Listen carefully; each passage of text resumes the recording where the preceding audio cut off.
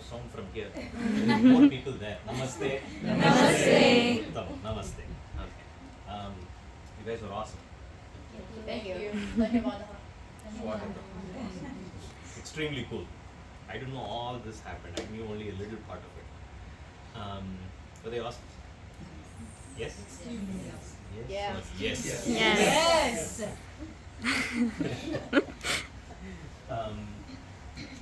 One of the most important things, I'm just going to talk about a little bit about what I learned in the last few years. One of the most important things to realize about Krishna is that he walked this earth. Not some magical being, not a myth, walked this earth. So it's very realistic that the things that Krishna did can be taken as a role model. Things that he taught, he lived by. And he taught it to others who lived by them. So what we can do is take something, anything, and see if we can internalize it for ourselves. It's very possible. It's not out of reach. It is not meant for somebody else. It is meant for you and me. And we can do it. And this 1 week, all of them have shown us, definitely shown me, that it is possible to internalize the lessons. It's very possible. Just in a week, 4 days, 5 days, they can internalize Yakshagana, they can internalize Krishna stories, they can internalize festivals, they can internalize Bhagavad Gita shlokas, things that we aspire to study but keep postponing. They can just do it like that. It is that easy, it is that within that reach. So what I'd like to do for all of us today is we'll take the same shlokas that the kids learned, we'll just go through it very quickly, and the magic of Bhagavad Gita is out of 700 shlokas, even assuming that each shloka has only one lesson for us. Each shloka has many lessons, but assume that each shloka has only one lesson. The magic of Bhagavad Gita is we can take any one of those lessons and say, I'm going to make that one lesson part of my life, and that by itself is enough to be life transforming and attain self-realization. One lesson, enough. So we'll just take 3 shlokas and look at the lessons from those 3 shlokas, exactly what the kids learned, so you would know exactly what they learned, and you can pick whatever you want from it, just one. We'll talk about a very simple, small tool to internalize it and see if that can transform our lives. Cool? Just 3 shlokas. Very simple, no big deal. Okay, I'll say it first. Please repeat after me. Ready? First. And all these 3 are popular. Karmanyevadhikaraste Ma phaleshu kadachana Ma karma phalaheturbhur Ma te sangostva karmani. The single biggest thing to remember about this shloka is Krishna talks about what. He talks about what to do and a few different things about what to do. So first thing he tells is focus on the work. Second, don't focus on the results. Third, don't make the results the motive for doing anything. I'll do something because I'll get something. And the fourth, granting all of this, don't say, if all this is true, why should I do any work? I'll just be a couch potato. Okay? It's not wrong to watch TV, it's not wrong to play a video game, just don't do it 4 hours a day. That's all that it means. Easy? Okay, so this focus is on what? Good?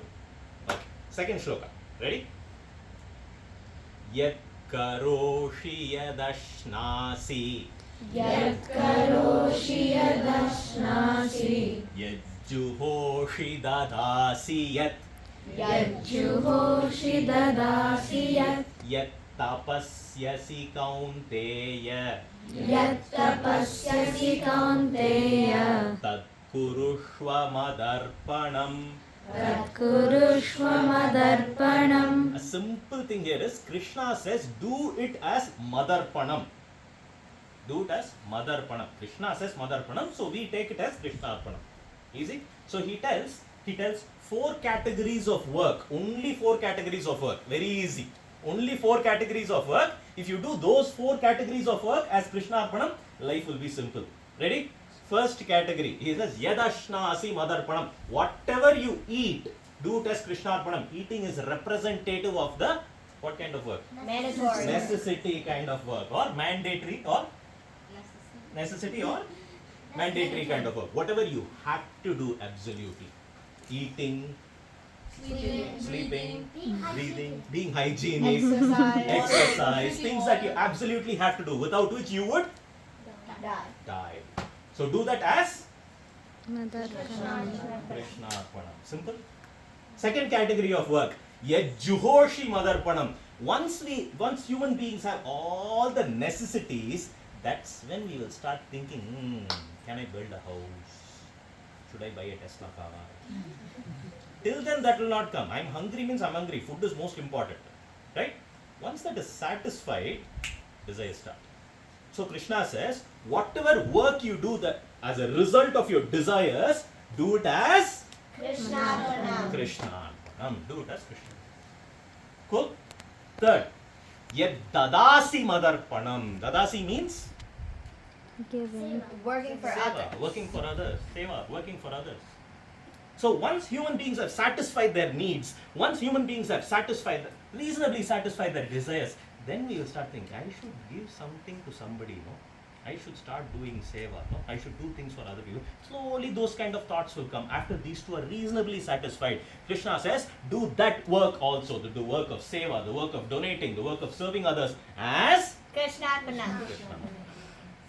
And finally, all human beings go through this philosophy, this thought process. I have satisfied all my needs, have satisfied all my desires, have satisfied all possible sorts of giving to others. I'm still not satisfied in life. Now let me look inward. Now let me look at the purpose of human life. Now let me look at God realization. Let me tell shlokas. Let me go through Bhagavad Gita. Let me do meditation. Let me do all that. All those thoughts come. Even that is karma. Even that is work. That also Krishna says do it as Krishna Arpanam. So see, just in these 2 shlokas, you can take the first shloka and say, I will focus on my work, not the result. You can say, let not the results be the motive for my work. You can say, I will not be too lazy in life. I will not be attached to inaction. You can come to the second shloka and say, whatever mandatory work, as I brush my teeth, I'm going to say Krishna Arpanam, Krishna Arpanam, Krishna Arpanam, Krishna Arpanam. Mandatory work you can do as Krishna Arpanam. Eating, Krishna Arpanam. You can take any one of those lessons. Or you can say, whatever seva work I do, I'm going to do. Any of these lessons we can take and try to internalize it. And then the final question is, why is all this needed? Why should we do this? Is it even necessary? Is it because ancestors have told us? Is it because Bharatiya Samskriti has told us? Why is this necessary? And that is the third shloka that we went through. Let's all say it once. Vasansi jirnani Vasansi jirnani yatha vihaya yatha vihaya navani grinhati navani grinhati naroparani naroparani tatha sharirani tatha sharirani vihaya jirna vihaya jirna nyanyani sanyati nyanyani sanyati navani dehi. navani dehi. This is the simplest, easiest shloka to understand. All that it says is, we don't take old clothes, nicely iron it and put it in the shelf. What do we do with old clothes? Throw it away. Throw it away. Awesome. Throw it away. We discard it. Anything old car, throw it away, discard it. Old clothes, throw it away, discard it. And we take new ones, we buy new ones. Similarly, the Atma discards an old body and takes on a new body, which is roughly what we call as death. So, is there anything to be scared about death? No. It's just kind of cool. You get a new body. Yeah? You get a new body. That's it. That's all it is. The question is, why does this Atma thing keeps taking on new bodies? Discard old body, take new body, discard what? What's the point of all this? An Atma by itself takes on Shariram, Indriya, Manas to do action. All that we spoke about so far. What kind of work to do, how to do that work, by itself can't do anything. So in order to survive in this world and do work and do good and good karma and dharma, it needs a human body. It needs Sharira, Indriya, Manas, it needs all that. So it takes on all that to do work. And therefore the question is, what kind of work do we predominantly do? What do we do? Okay, follow this thought process very carefully and this will change your lives. What work do we do? We all do only that work that we desire to do. We don't do anything else in life. Agree? In case we are forced to do something we don't like, we will turn mountains to again do things we like. You will turn mountains to somehow avoid what we don't like and do what we like. Agreed? Simple. Simple? So, desire drives action. Why is this important? We've all blamed ourselves at many times. We've all blamed ourselves. I want to exercise, but I don't exercise. I keep watching TV. I wish I can watch lesser TV. I have to eat healthy. I know, but I'm not eat. We've all blamed ourselves for something or the other. We have blamed ourselves. We blamed ourselves for our action. We cannot control our action because our action is controlled by our desire. Because we do only what we like. So what's the logical thing to do? Control desire, you will control action, right? Easy? Control desire, you will control action. You cannot control your desire because your desire is driven by your knowledge. If you don't know that an iPad exists in this world, would you want the iPad? Can't want the iPad. Simple. Go to any remote part of this world. Say there is this thing called iPhone 14. They're like, what is an iPhone 14? They won't desire it because they don't know it exists. If you know it exists, you will desire it and therefore perform action.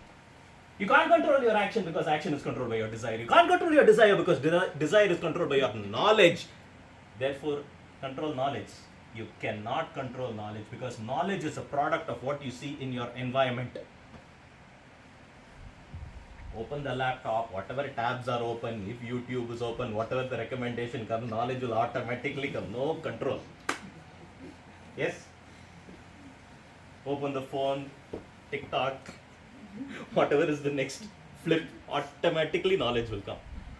Can't control it. Knowledge is a product of your environment. So there is no point blaming ourselves for any action we take that we don't like or any action that we do not take. Very carefully. Focus on both these things. Anything that we do that we don't like, why I wish I don't do this, or anything we don't do, I wish I do it. There is no point complaining about the action because the action is controlled by your desire. You can't complain about your desire because the desire is controlled by your knowledge. You can't complain about the knowledge because knowledge is controlled by your environment. So the only thing that we have in our control, absolutely only thing we have in our control is our environment. You change your environment, the environment will produce the knowledge that is required, the knowledge will produce the desire that's required, desire will automatically produce the knowledge that the action that is required. Change your environment, whole life changes. It's that simple. What do we do in this environment? What are we doing here? Why do we do all this? What's the point? The point is we are influencing an environmental change. We are changing the environment of kids. For 5 days we changed it. We gave them an environment. Think, live, breathe Krishna. Learn Yakshagana. Learn Krishna stories. Learn festivals. Learn Bhagavad Gita. That's why there is a theme called Krishna Leela. You absolutely immerse them in an environment. That environment will give birth to knowledge of Krishna. That knowledge gives birth to a desire to know Krishna. The desire will give birth to, I have to act like him. I have to act like something I learnt about. Might happen today, might happen tomorrow, might happen 10 years from now, but we have influenced the environment. So in all of this, we can take one lesson. It's for everybody. We can take one lesson, any lesson. It doesn't matter what lesson it is. And God has given us, Deva has given us one tool.